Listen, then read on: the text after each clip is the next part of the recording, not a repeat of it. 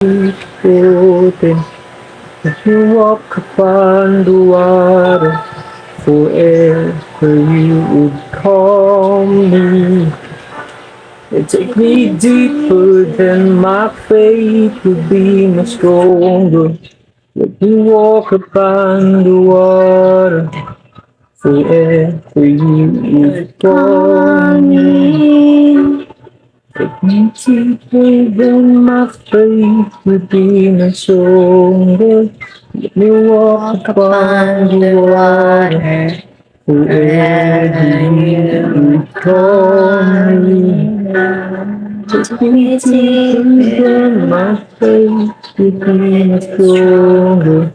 Let me walk upon the water, forever you call me. Kaya ko lang sabihin si Brother. May mamaya, onti. Onti na lang, brother. Siya. So,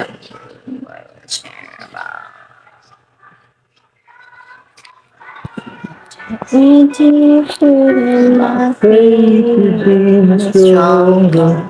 Let me Walk walk on. upon the water. Call me. Me deeper than my faith. Ngayon po ay June 21, Friday. So, gusto ko lang linawin sa lahat yung nanonood sa mga video ko at sinasabi po nila na yung katuruan ko po ay ginawa ko raw na Jesus ang aking sarili. So, nais ko pong linawin na yan po ay maling pagkaunawa sa mga video ko na napapanood nyo.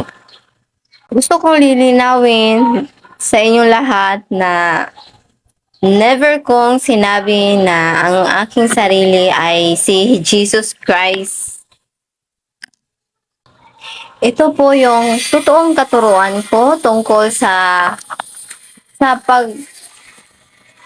panghusga nila sa akin na ako raw si Jesus Christ na anak ng Diyos na Ama. Hindi po ako si Jesus Christ. Ako po si Judilyn Bungkasan na taga Dumaguete, Philippines.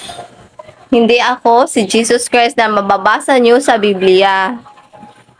Hindi ako ang literal na Jesus na lumabas sa Biblia na nababasa niyo. Yan po ang correction ko sa mga nagsasabing ako raw ay si Jesus Christ. Yung mga taong yung iniisip nyo na ako po ay si Jesus Christ, tanggalin nyo na yan na pag-iisip. Tingnan nyo yung faith nyo. Imbis na tingnan nyo ako, kung sino ako, tingnan nyo yung pananampalataya nyo na lang.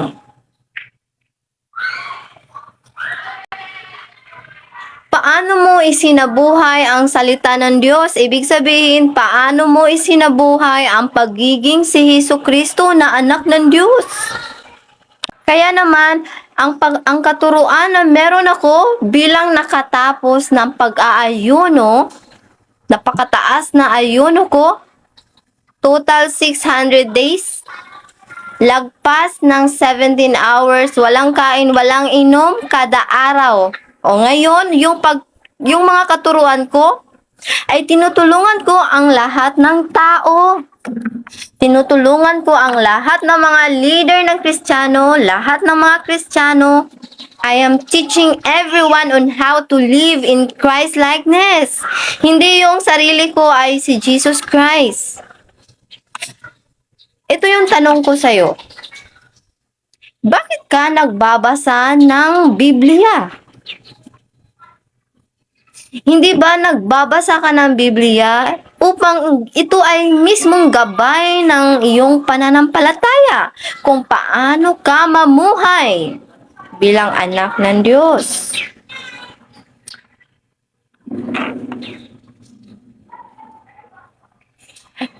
Kalimutan niyong isipin na haharapin ka ni Hesus Kristo na literal na Hesus Kristo. Kalimutan nyo yung kaisipan, katuruan na si Jesus ay bubulagta dyan sa harapan mo. Sasabihin mo, tanggap ka na ng banal na Ama. Kalimutan nyo na yung pagkaisipan nyo na si Jesus ay babalik, sasakay sa ulap, pababa. Samantalang hindi nyo pa alam kung kailan kayo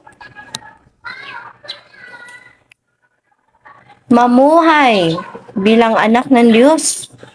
Bilang tinatahak ang yapak ni Hesus Kristo na mababasa mo sa Biblia. Si Hesus Kristo ay isang salita ng Diyos na maging gabay mo.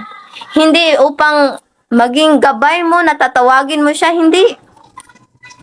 Gabay mo siya upang ikaw ay magabayan ng banal na espiritu ng ating banal namang Diyos sa langit. Yan po ang katotohanan na yan.